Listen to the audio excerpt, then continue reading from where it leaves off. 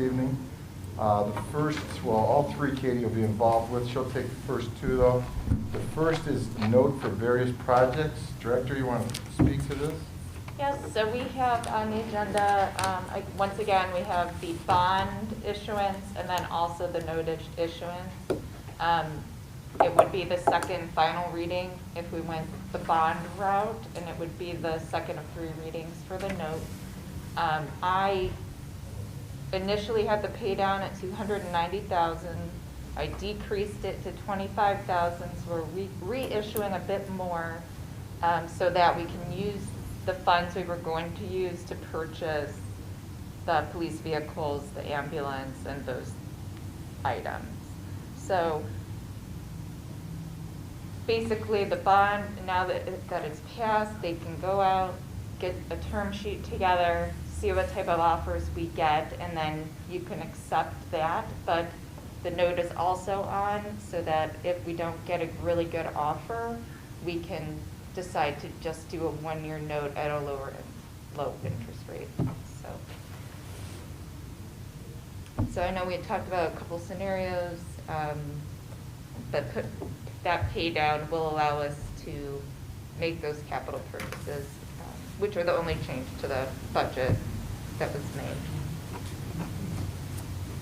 Any thoughts, questions, concerns on bonds, notes, or wait and see what we get? Councilman? I would say wait and see what we get. Can't make a decision until you know that answer, so. Exactly. So as soon as I get offers, I will make them known to council, and we can go from there. How does that impact the readings? So tonight's the final reading for the bond, and then if we decide, we should have an answer fairly quickly. Then we can either accept it because the legislation's been passed, or we go on with the note reading for the third and final reading and go that route. So. Everybody comfortable with that? Yes. Yes, ma'am. Okay. So moving on to item number 3, which is a budget update. There was a few questions that council had last week as we got into some discussions regarding the budget. I asked Chief Scharschmidt to come in. I know Councilwoman Walsh had some specific questions regarding overtime in the police department, and if there was anything in the contract regarding the amount of time an officer could work per shift. So I know the chief is here. Nora, would you mind telling us about that?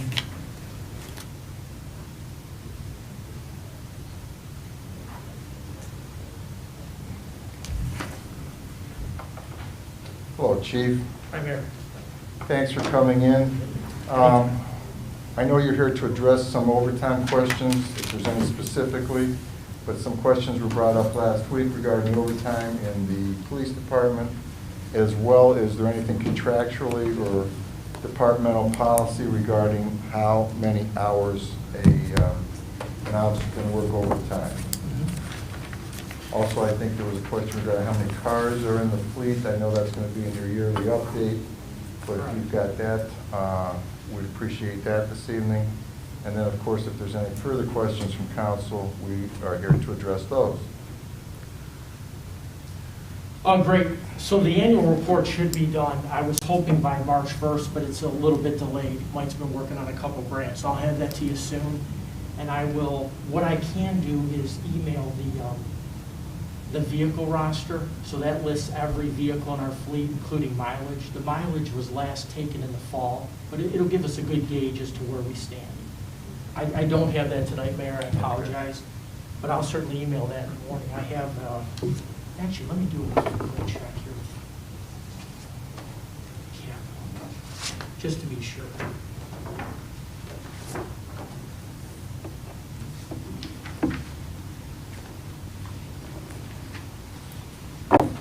Yeah, actually, I do have it.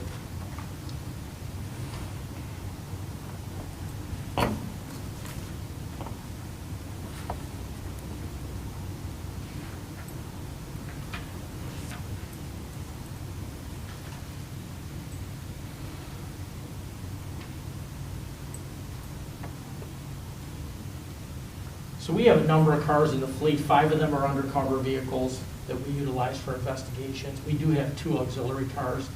And if in fact we do purchase vehicles, what I'd like to do is take 2 out of our current fleet, make them auxiliary vehicles. Our auxiliary vehicles are even older than some of the vehicles in our fleet, so we would bump those down a bit. So we have identified cars, depending on how many we're to receive, hopefully we get some.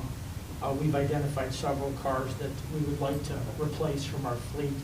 And again, I can send you this if you have any questions. I think that'd be the easiest, is for you to look over and look at the mileage and such, and I'll highlight the vehicles that we have targeted to replace. Councilman Rounds? Chief, so thinking about the capital improvement request in particular and the initial request of 5 cars, my question was, based on needing 5 new ones, how many other cars are there? Those would be replacing the 5 oldest of however you configured that, but how many other cars does that leave in the fleet? I'm assuming each patrol person doesn't have their own car, those rotate by shifts? That's correct. So how many, do you have 10 other cars? Do you have 15 other cars? So our list is, we have 1, 2, 3, 4. We just added a 5th undercover car, our 1. We'd like to keep 4 UC cars, so we're gonna eliminate 1 that's in poor condition. So we'll have those 4. We have the 2 auxiliaries, which are listed here as well. The top one is our Red Flex vehicle, again, the 2 auxiliaries.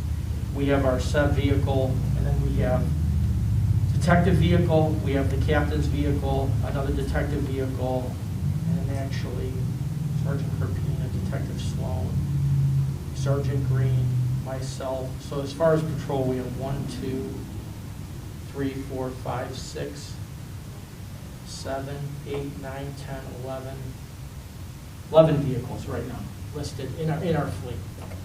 So if we're to replace 4, that obviously helps us a great deal. And then Another question was asked about the SEV vehicle, if we could possibly get through another year, and the answer is yes. I talked to our chief mechanic, Bob Toller, and we feel like we wouldn't have any issues working through this year as far as a SEV vehicle. And that would actually give us time to prepare and get the right vehicle that personnel wants, so we can prepare to next year for that vehicle. So if you have a total of 11 vehicles in your fleet and you're asking for 4/5, you're looking at more than a third of your fleet, almost half of your fleet you're looking to replace.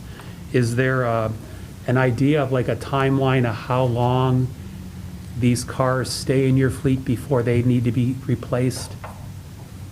There is. Some of these vehicles, they date back. Right now, our SEV vehicle is it's a 2009. Bureau vehicle 13. Captain's vehicle is an 08. That was a purchase from the state. And those, we've done well. The Director Patton purchasing 2 vehicles, 1 for the Detective Bureau, 1 for the Captain. We have a 10 Ford, a 16 Ford, 7 Chevy, 14 Chevy, 14 Chevy, 14 Dodge, 13, 14, 14, 16, 17, 16, 13, 16. So they are a little bit older. I mean, we're tough on cars. It's what we do every day is drive. And then you factor in some emergency calls and such. And as I stated, we have a great mechanic staff that really help us out with the vehicles. But to add 4 is huge for us. And then to work from there, to be maybe possibly more consistent, if we can get to that point, would be important for our department. And that was going to be my point then next is if you're looking at, I mean, you read some old car dates on there alone, you know. Right. It seemed like out of a fleet of 11, asking for 4 in 1 year seems high, but I would encourage you to, or the department or us to, you know, look at a forecast planning ahead, and so that maybe any given year you're not needing 4 or 5. We're on a consistent rotating of 2s or 3s or, you know, every year, so that when we're always just able to budget for that. And I'm in full agreement. It's no different than probably anything we do, personnel, any equipment. If you can try and work that out even with radios. Another good example, trying to space that out. I think that's what we're getting to, which is fantastic. Great.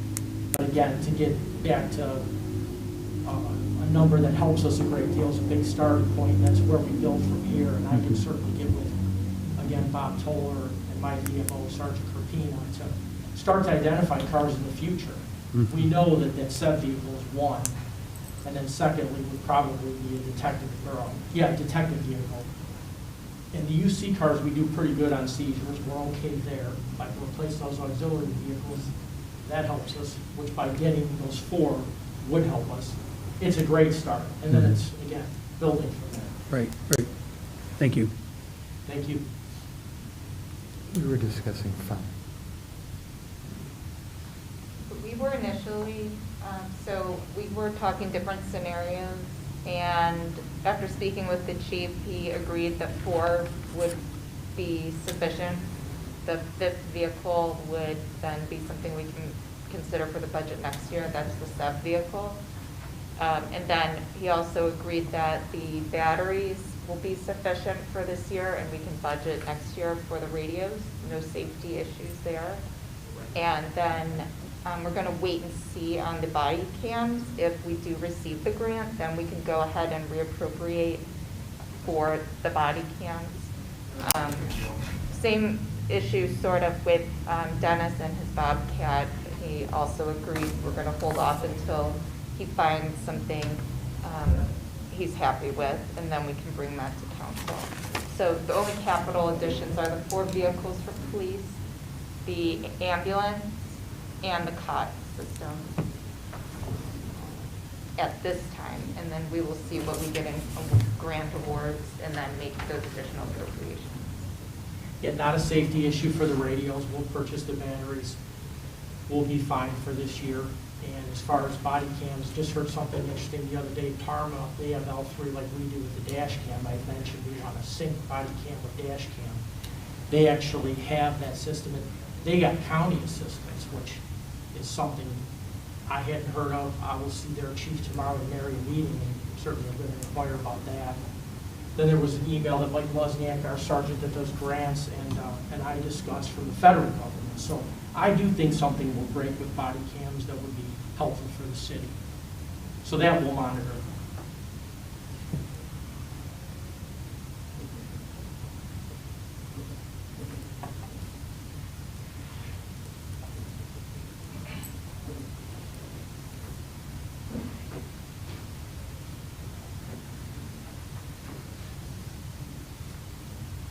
Council have any questions regarding capital that's been presented this evening? So we're clear, 4 police vehicles, the COTS, 4 fire, and the remount ambulance. Correct. Approximately how much is that in capital improvements? It's a little bit over 300,000, I believe, 310. Of everything but my legislation.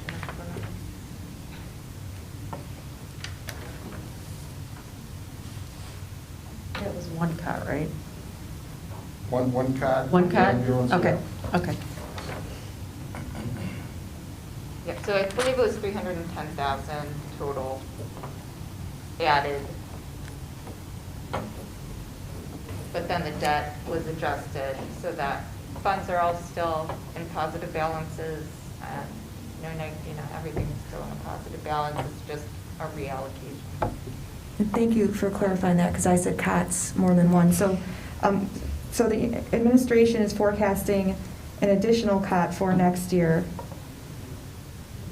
They And- would like Yeah. another one, yeah. But I believe they're also applying for a grant, which may cover one of the 2. And what about the batteries for the radios? How long do you see that lasting? How long will that carry us If through not- 2022 or further? We probably would need to readdress that, but there's a good chance that takes us into next year, yes. So more than likely the radios, you would be requesting those for next year. Yes, correct.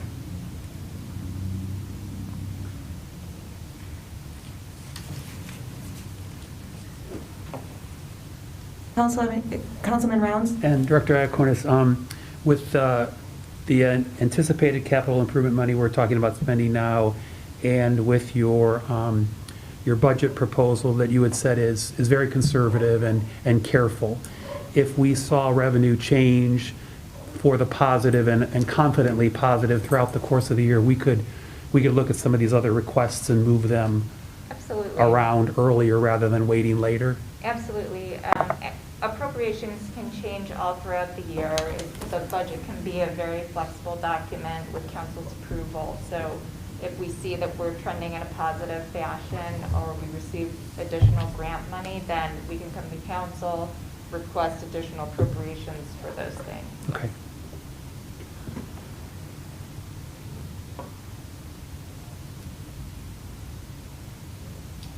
So everybody comfortable with the capital request so far?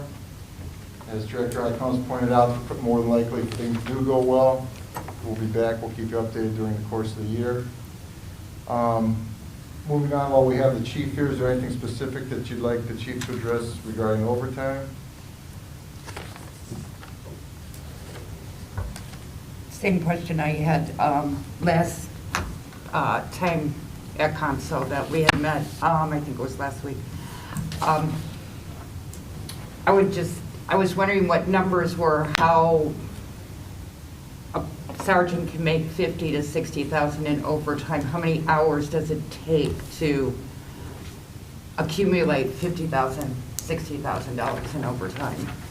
So what I can do is break that sergeant down for you by code and subcode. We track all of our overtime by those two factors, code, subcode, as to why he's working overtime. So I can certainly do that in this instance and send that to you. I have no issue with that. Okay. Chief, I provided some examples though last week, and just if maybe you could clarify, if we never anticipate there's on-duty injuries that occur, there's overtime through either rod detail or street detail, radar detail. I think if you, does this council have this one for you? I have copies if they don't have it. But yeah. Do you have copies of the overtime for the last 3 years? I can do it out in a couple of weeks. Okay.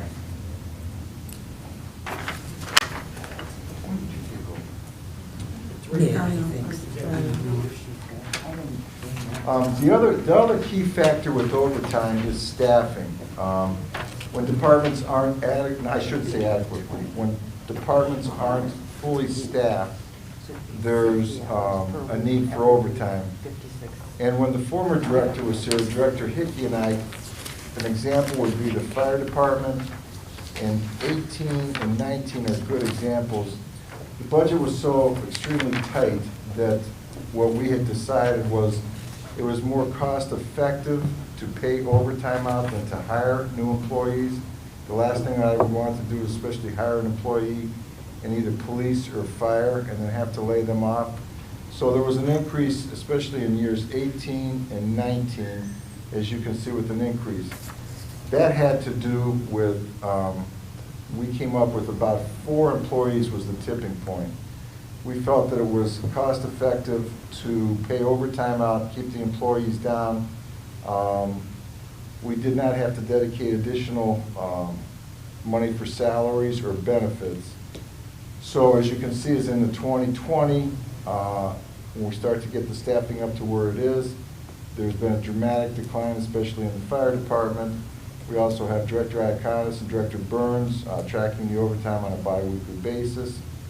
So the staffing definitely is going to impact those. But the unforeseen is always, the unfortunate, if it's an emergency that might be caused, if there's, maybe Chief, you could address how we respond to either calls for SEB or SWAT or Sure. whatever. So we try and be as proactive as we can, and much of our job is so reactionary. This year we were, I believe I mentioned this in a previous council meeting, we had 70 demonstrations locally. So through our regional contracts, we had 4 SWAT officers and 3 on mobile field force that were in this area with this civil unrest. Another example I give, 2017, we had a double homicide. So we react so much to what's happening in society. It's difficult at times to track overtime. This number, 367 in 2020, that's our lowest number since 2010. And a lot of that, I'm sure, is due to COVID. But then we also had COVID coverage this past year. We had, as I said, 25% of our employees that were out. So you're looking at least 10 to 14 days in most cases. If the person wasn't recovering as quickly, I had officers that were out a month. That's overtime as well. Overtime is also something that I monitor by the month. I mean, I'm tracking this because I know it's important. I understand where the city is at. And in my 3 years as chief, when I first took over, we had a motorcycle unit that I didn't think fit here. I didn't think it was productive. We sold the motorcycles, and I will tell you, 3 years later, I think that was a wise move. I also, and I mentioned this at a previous council meeting, having officers follow up on misdemeanors has reduced Detective Bureau overtime a great deal. I made that change. As far as late reports, if it's not as serious of a crime, a misdemeanor, you don't stay. I mean, they finish it up on their next shift. It makes sense. But if it's a felony, and this is all in motion, the person's got to be arraigned shortly, then they have to stay. It's a more serious case. The report needs to be done. That makes sense. So it's something that I continuously look at, continue to work hard for. As far as staffing, I did jot some numbers down. I have a chart that goes back to 92. At that time in 92, we're at 28 right now. We just swore in an officer that makes 29. In 98, we dipped to 27 officers. In 11, we had 26. That was our low. But we had an officer who took a leave of absence, and we had 2 in the academy. Now, as the mayor said, when you have an on-duty injury in August of 2019, unfortunately, we had an officer who was struck by a car and didn't return to work. Well, that ODI process takes some time. That officer's on the books. It's certainly not helping our department, and it's a balance. You wish him well, but he's not returning, and it makes things difficult, to be quite honest, as far as managing. So you work through those things. I'm happy to have brought on this newest officer who started today, and again, that takes us to 29. And I can tell you, having started in 1991 and looking at these numbers, we weren't doing the volume through these past years like we're doing now. I mean, we had a record gun seizures last year, and I'm sure most departments, we're not the exception there. That's just how things are in society. So I wrote down just a couple examples, and I have 3 that are recent. The one is on February 28th, it was a Sunday, so that would be 8 days ago. We had a male and his girlfriend. They were breaking into a house in our city, and fortunately there was an off-duty Strongsville officer that was nearby and saw the homeowner running after this car. He followed the car, got us involved, and we ultimately were in short pursuit of the vehicle, and that car crashed, unfortunately. One car crashed, and he's addicted to meth. Take him to jail. He robbed a bank in the past, so he's on federal probation. Well, he tried to take his own life in the jail. We had to take him to the hospital. Those are officers. We're not letting that guy go. Those are officers on overtime that have to sit with that prisoner. So those things happen. It's just day to day. So in the end, we got him arraigned as quickly as we could. The federal agency worked hard to get the warrant. He violated probation. We ultimately turned him over to that federal agency, and then we'll work on getting him indicted. Our case will proceed as well. The second was we had a couple major bar incidents. Bars are back open till 2 o'clock. I don't think people are used to that extra drinking time. And we had one melee that we had 5 officers on. We had 11 from Parma, 3 from Middleburg to clear this bar. We also had another major incident at a bar in our city. So this past weekend, the weekend prior, the sergeant asked me, can I hold a couple guys, the bars are packed? Well, that's a safety issue. And I think that's a good decision of overtime. And that's what was done. And the third one, if any of you were to call me, and in this case it was a resident, the guy lives across the street from me, things don't seem to add up. There's constant flow of cars for 5-minute durations, signs of drug trafficking. I don't have a narcotics unit. So those are our detectives that go out, do some investigating, try and ascertain as to what's happening, and we'll take that next step. But again, that is overtime as well. So there's a number of examples I can give you. I just picked 3 that were recent, and I'm hoping that gives you an understanding of how we do business. It's just different. You can't just say if you plug in X amount of officers, here's the overtime. This is the end result. It's just difficult with police work. I made some other notes here. And that's always the balance, how overtime, how productive. State comes out with a list every year that here's what we think you should be trained in. Obviously more critical now than ever for officers to be trained. You see it in the news every day.